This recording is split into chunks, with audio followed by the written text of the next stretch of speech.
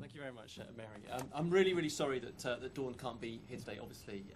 She would have loved to have been here. Ironically, she picked up a case of food poisoning yesterday, I think at the Parliament canteen. So I think we need a sort of Deirdre, if you can organise an emergency inspection, that would be really appropriate. But I was also delighted to see that you've got Dawn's predecessor, Caroline Flint, fronting up your publicity campaign. So, you're doing quite... does look remarkably like her. Doesn't like her.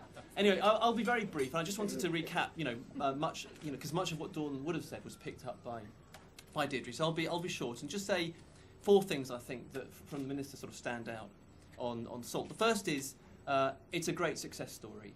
10% average reduction in salt consumption since the year 2000. And it's huge congratulations from the Minister, particularly to Dame Deirdre and to the FSA for the strong leadership they've shown on this issue. It's been really impressive achievement. The second thing I want to say is that it's a really great example of industry, government, campaigning organisations, independent experts and groups like CASH working together to deliver a result. And as in the Department of Health, we're seeking to build and create coalitions for better health to tackle these major problems of health faced by the nation on things like alcohol and obesity. So the example of salt really stands out as one we can learn from and use. The third, as Deirdre mentioned herself, this is getting global attention.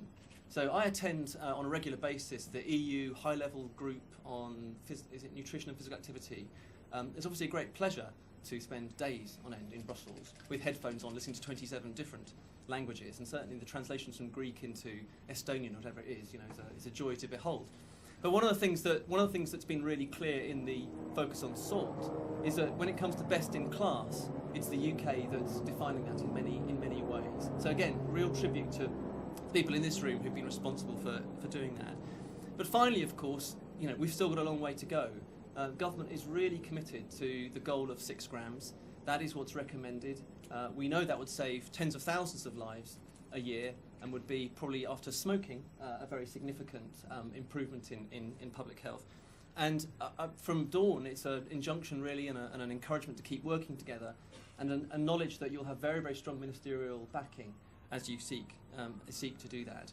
If I can just touch finally on Change for Life. I've let it be known to my daughter, who's also 6, that I'm responsible for Change for Life in government, and this is an absolute disaster because we walk around the supermarkets and she looks at something and she now knows GDAs and traffic lights, for those of you who are on different sides of that debate, and she looks at it and says, that's not very Change for Life, as she sees a salt thing. So I'm hoist by my own petard. But I understand there are now little morphets being produced in rubber or something, so we'll see if we can get something like that for you to pass on to your child.